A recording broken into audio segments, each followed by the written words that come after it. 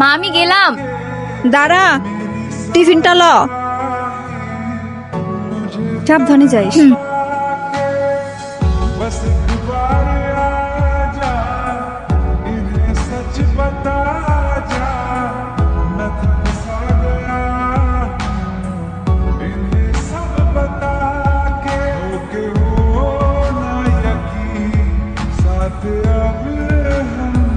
আজকে ক্লাসে যা অবস্থা ছিল, কেন কিছুই বুঝিনি। ঋতিকা, এদিকে আসো। এই প্রতিদিন তো পিঠা খাইতে ভালো লাগে না, তোর ভালো লাগে? না ভাই। শোনো, তোমার মাকে বলবা আলুর পরোটা বানাই দিতে, ঠিক আছে? আচ্ছা, ঠিক আছে, যাও।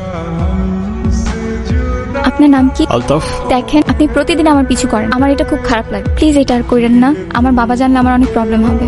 এ নাও, রানিও না, পিছু করবো না আর। বাটিটা ভারী কেন?